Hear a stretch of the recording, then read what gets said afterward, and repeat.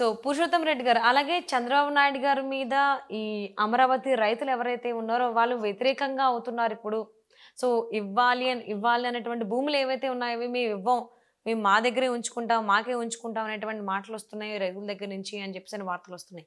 దీని గురించి మీరేమంటారు? చౌదరి గారు, బేసిక్‌గా అమరావతి రైతుల్లో ఆందోళనకి 2 కారణాలు. ఒకటి, ప్రతిపక్షంలో ఉన్నప్పుడు గుండు గుర్తుగా అమరావతి రైతులు ప్రభుత్వానికి వ్యతిరేకంగా ఆ రోజు పోరాడారు. జగన్మోహన్ రెడ్డి గారు ముఖ్యమంత్రిగా ఉన్నప్పుడు. అప్పుడేముంది, జగన్మోహన్ రెడ్డి గారు 3 రాజధానుల కారణంగానే మా భవిష్యత్తు నష్టపోతుందని అక్కడ రైతులు భావించారు. ఇక్కడ రాజధాని నుంచే తీసుకెళ్ళిపోతారు, అదే ఇక్కడ ఉంటే మా భవిష్యత్తు ఉజ్వలంగా ఉంటుంది అని వాళ్ళు కూడా ఆశించారు. అయితే ఆచరణలో ఇప్పుడు జగన్ గారు పరిపాలన పోయిన తర్వాత ఇప్పుడు కొత్త ప్రభుత్వం అక్కడే అమరావతి మొత్తం రాజధానిగా భావిస్తూ ఉంది. దానికి అనుగుణంగా అడుగులేస్తూ ఉంది. దీంట్లో భిన్నాభిప్రాయాలు అవన్నీ పక్కన పెడితే, ఇప్పుడు చంద్రబాబు గారు నుంచి 2 రకాల ఇబ్బందులు వాళ్ళు రైతులు ఫేస్ చేస్తున్నారు. ఫస్ట్ ఇబ్బంది ఏంటంటే, అమరావతి రైతులు భూములు ఇచ్చినప్పుడు 1 ఎకరా భూమి సిఆర్డిఏ పేరుతో ఇస్తే దాంట్లో ఒక 27 సెంట్లు 24 సెంట్లు ఆ భూముల యొక్క స్వభావాన్ని బట్టి తిరిగి రైతుకు 3 ప్లాట్ల రూపంలో ఇవ్వాలి. ఒకటి కమర్షియల్ ప్లాటు, 2 హౌసింగ్ ప్లాట్. రెండోది ఎకరాకు 50,000 చొప్పున ప్రతి సంవత్సరం కౌలు ఇవ్వాలి. 10% హైక్ చేసుకుంటూ పోవాలి. ఇది 10 సంవత్సరాలు ఇవ్వాలి. కాబట్టి ఇప్పుడు 11 సంవత్సరాలు అయిపోయింది. సరే, కౌలు అటు ఇటుగా ఇస్తున్నారు. కానీ బేసిక్గా రైతు తన పొలం ఇచ్చేసిన తర్వాత జీవనాధారం ఏంటి సౌజన్య గారు? వీళ్ళు ఎకరాకి 50,000 ఇవ్వచ్చు సంవత్సరానికి. కానీ అక్కడ రైతులు 3 పంటలు పండించుకుంటారు, మంచి వాటర్ ఉంది. కానీ లక్షల్లో వస్తాయి 1 ఎకరా మీద. దానంతా పోగొట్టుకున్నారు కదా. కాబట్టి ఇంతవరకు ప్లాట్ ఇవ్వలేదు.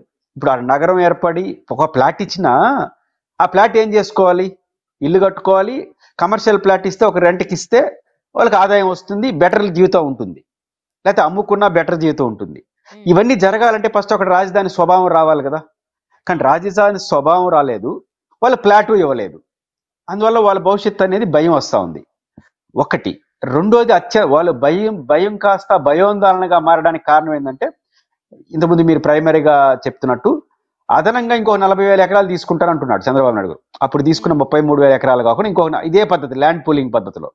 అందువల్ల ఆల్రెడీ రెండు రకాల రైతులు, కొత్తగా 40,000 ఎకరాలు తీసుకునేది ఆ ఇచ్చే రైతులు ఒక ఆందోళన, ఇక అమరావతి రైతులది ఇంకొక ఆందోళన.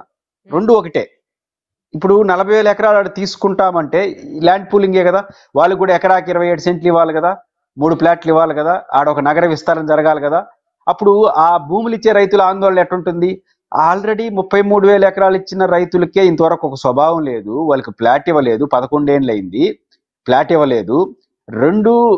ఆడొక రాజధాని స్వభావం రాలేదు. వాళ్ళ పరిస్థితి అట్లుంటే రేపు మా పరిస్థితి ఏంది ఇచ్చేస్తే అని భయం వాళ్ళకు ఉండదా? నెంబర్ 1.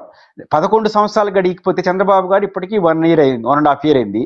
ఇంకా స్వభావం వచ్చేసరికి 2 ఏళ్ళు పట్టచ్చు, 3 ఏళ్ళు పడుతుంది. మళ్ళీ జమిలీ అంతే అయినది అంటున్నారు.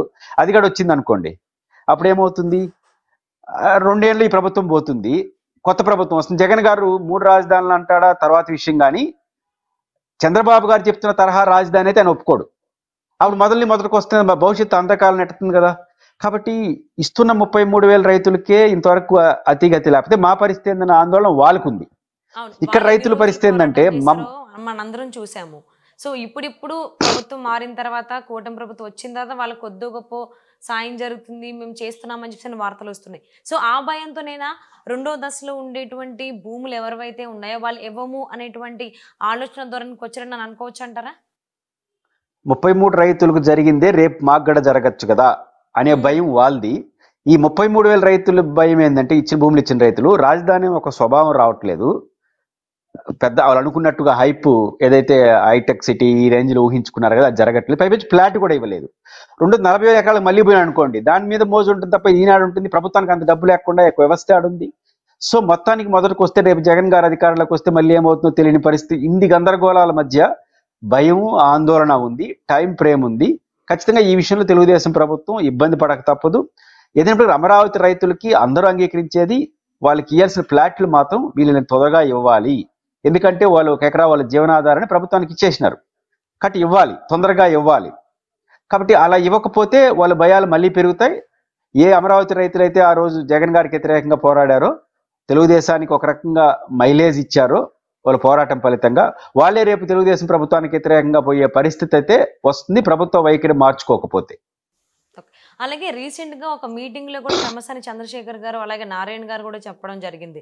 సో, ఆల్మోస్ట్ చాలా వరకు మేము ఇచ్చేసాము. కేవలం 700 ఎకరాలకు మాత్రమే మేమింకా ఇవ్వాల్సింది. వాటికి కొన్ని వేరే వేరే ఇతర కారణాల వల్ల కొన్ని కేసులు ఉండడమో, లేకపోతే ఏదైనా డిస్ప్యూట్స్‌లో ఉండడమో, ఇలా ఉండడం జరిగింది. వాటికి మాత్రమే మేము ఇంకా ఏమి క్లారిటీ ఇవ్వలేదు, ప్లాట్లు లేదు.